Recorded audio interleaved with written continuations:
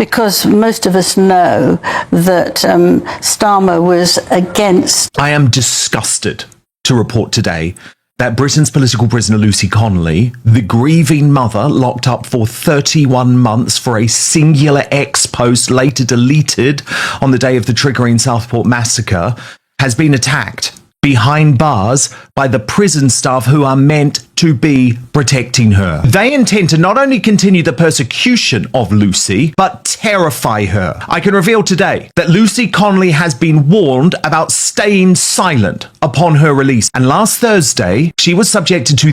We have a growing number of young people in this country who do not subscribe to British values. In fact... But I would certainly visit London, got a little too comfortable with censoring rather than engaging with a diverse array of opinions. So that's been my view. Obviously, I've raised some criticism and concerns about our friends. They decided that actually they were not going to submit any defence whatsoever. Essentially, it looks like they basically said to the essentially now the murderer who's admitted it, you're on your own, pal. We're not going to defend you, which of course then denies any information coming out in the trial, and that's sort of left everybody thinking, well.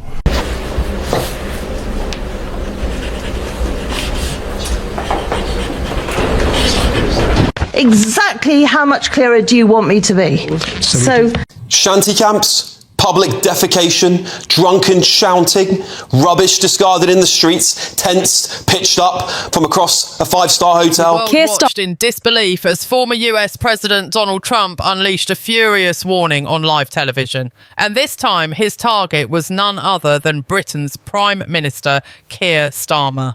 The explosive message wasn't just political rhetoric, it was a direct challenge, a searing rebuke over what Trump called the crushing of free speech and the shocking arrests of activist Lucy Connelly and others. What started as a simmering controversy suddenly erupted into an international showdown, shaking the foundations of Britain's government and putting Starmer on the defensive like never before. The question now gripping everyone is simple. How will Starmer respond to this unprecedented call-out from across the Atlantic? The atmosphere was already tense in the UK after the controversial arrest of Lucy Connelly, a figure who had become a symbol for free speech advocates nationwide. The news had split the country, with many questioning whether the government was overstepping its bounds in policing dissent. Then, out of nowhere, the situation exploded into a full-blown crisis when Donald Trump took to live TV and didn't hold back. His voice, sharp and unfiltered, accused Starmer's government of silencing voices and undermining democratic values. Trump's warning was not just loud, it was personal and pointed, calling the arrests a dangerous step toward tyranny and urging the UK government to stop this madness before it's too late. The timing could not have been worse for Starmer, who was already struggling with mounting pressure at home for many Britons watching. Trump's intervention was both shocking and electrifying. It was rare to see a former American president speak so candidly about British politics, and even rarer for it to be on such a divisive issue. Social media erupted with debate, with some praising Trump's bold stance on free speech, while others criticised him for meddling in UK affairs. Meanwhile, the government's silence in the immediate aftermath of the broadcast only deepened the sense of crisis. Starmer's advisors scrambled to draft a response, but the damage was done. The narrative had shifted, and the spotlight was now firmly on Britain's handling of free speech and civil liberties. Inside the corridors of power, the mood was grim. Officials knew this wasn't just another international criticism, it was a warning shot that could have far-reaching consequences. The arrest of Lucy Connelly had already ignited protests and raised serious questions about government overreach. Trump's public condemnation added fuel to the fire, galvanising opposition parties and activists alike. Calls for accountability grew louder, and many MPs started demanding that Starmer clarify his position immediately. The Prime Minister's ability to control the narrative was slipping, and every hour without a firm response was a missed opportunity to regain ground.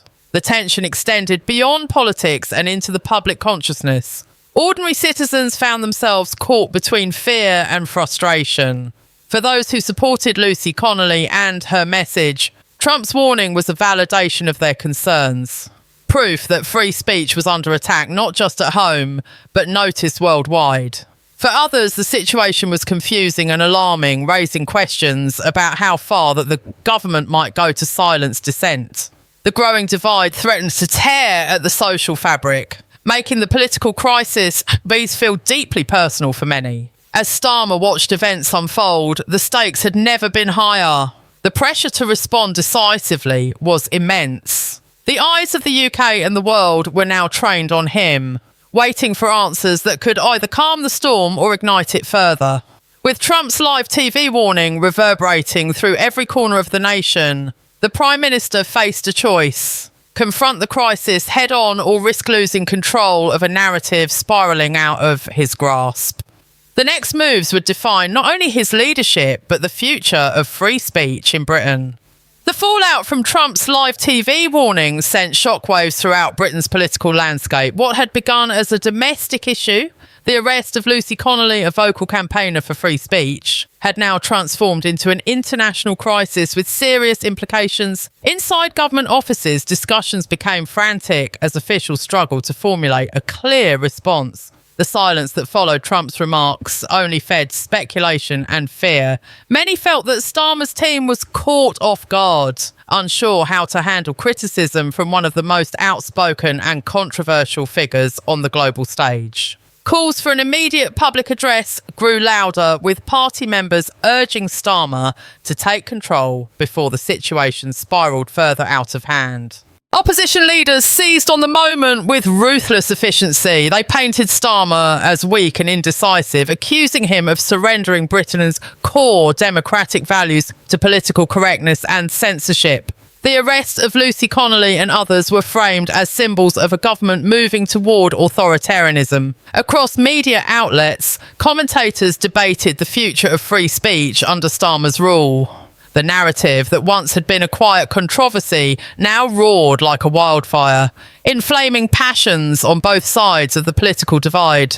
Protests were organised with renewed energy, crowds gathering to demand justice and transparency, their voices amplified by the global attention sparked by Trump's intervention. Behind the scenes, tensions within the Labour Party intensified. Loyalists to Starmer urged caution in strategic responses, warning against rushing into confrontations with the former US president. However, critics within the party argued that Starmer needed to show strength and decisiveness immediately.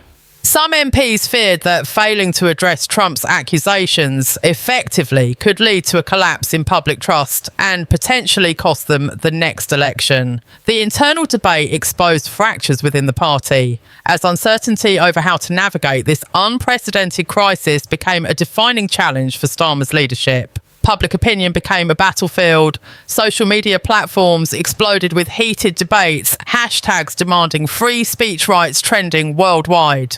Many ordinary citizens felt a personal stake in the controversy, concerned about the direction their country was heading.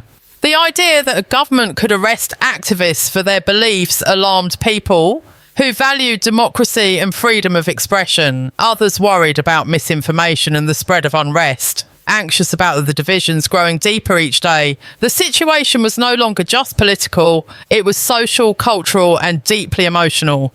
The tension was palpable everywhere, from coffee shops to family dinners. Amid all this turmoil, Starmer's team quietly prepared for a decisive moment. The Prime Minister understood that delaying a clear message risked losing control completely. Advisors worked on speeches, media strategies and ways to reassure both the public and international partners. But the pressure was immense and the path forward was fraught with risk. Any misstep could be seized upon by opponents or fuel further outrage. Starmer's challenge was clear.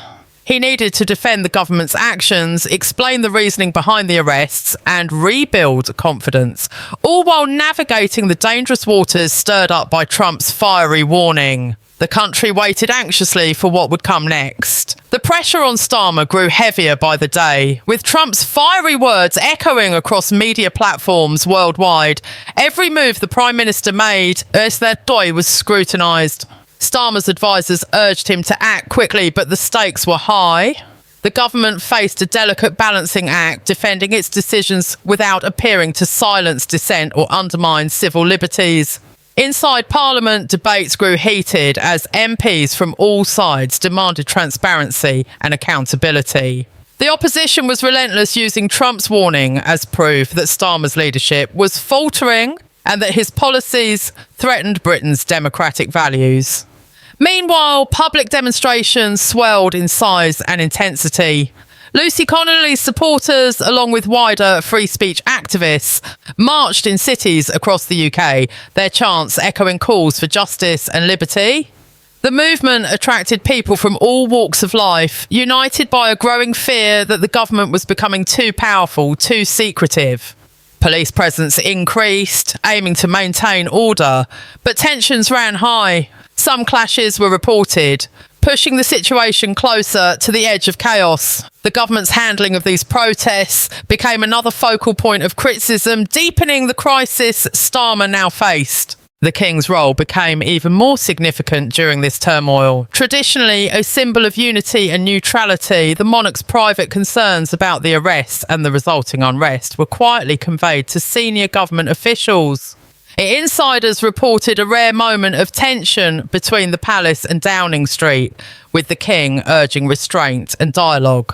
His subtle but firm reminders highlighted the gravity of the situation, a crisis that, if mishandled, could threaten not only the government's stability, but also the nation's unity. This royal pressure added another layer of complexity for Starmer and his team. Inside Labour, divisions widened as the crisis stretched on. Some party members rallied around Starmer, emphasising the importance of law and order. Others worried that the Prime Minister's handling of the situation was alienating voters and damaging Labour's reputation. Whispers of a potential leadership challenge circulated quietly, signalling unrest within the party ranks. Starmer's ability to maintain control of his party while managing a growing national controversy was under severe threat.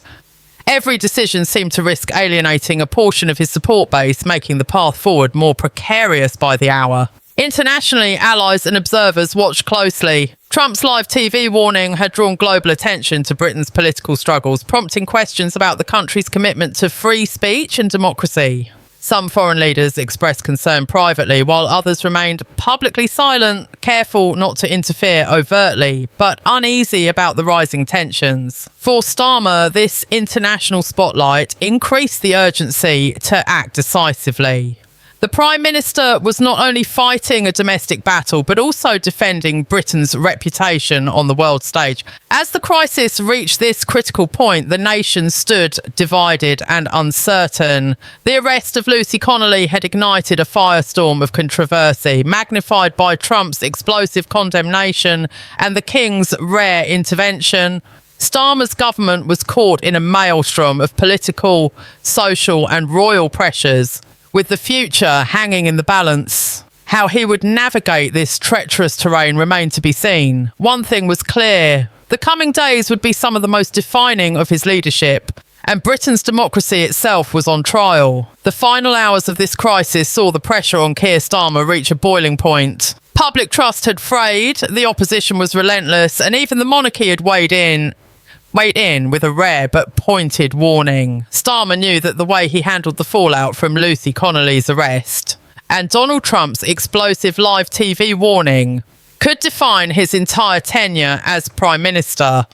His advisors urged him toward a strong, clear message, one that would attempt to reassure the public and the world that free speech was respected, while defending the difficult decisions made in the name of law and order. But every word risked alienating someone, and every move was met with fierce criticism. The Prime Minister finally broke his silence in a carefully scripted address, acknowledging the nation's fears and pledging to uphold fundamental freedoms while maintaining public safety. Yet many felt the speech was too little, too late. Activists and opposition politicians dismissed it as empty rhetoric, demanding immediate investigations and reforms. The protests didn't subside. If anything, they grew more determined. In communities across the UK, people rallied not just for Lucy Connolly, but for what they saw as a battle for the soul of their democracy. The government's image was bruised and Starmer's leadership questioned like never before. Behind closed doors, the political landscape was shifting. Factions within Labour debated how to respond, some advocating for a firmer stance to regain control, others pushing for dialogue and concessions to calm unrest. Rumours of leadership challenges circulated more openly. Starmer's closest allies grew anxious as party loyalty wavered. The Prime Minister faced an uphill battle to unite his party while addressing the nationwide crisis. The fragile balance of power teetered on the edge, and the coming weeks would test every ounce of his political skill and resilience. Meanwhile, the King's influence quietly persisted. Though he remained publicly neutral, his private council urged calm and respect for democratic principles. The palace hoped to act as a stabilising force amid the chaos, but the unprecedented nature of the situation made that difficult. The monarchy's reputation, intertwined with the government's legitimacy, was at stake. Political observers noted that the royal concern added gravity to the crisis and heightened expectations for a peaceful resolution. As Britain stood at this crossroads, the nation faced profound questions about freedom, governance, and the limits of power. The arrest of Lucy Connelly, magnified by Donald Trump's sharp condemnation and the King's rare involvement, had exposed the deep fractures in the country's political fabric. Starmer's response and the public's reaction would shape the future of British democracy. One thing was certain: this was not just a political story, it was a turning point. The world watched as the drama unfolded, knowing that the outcome would echo far beyond the borders of the United Kingdom.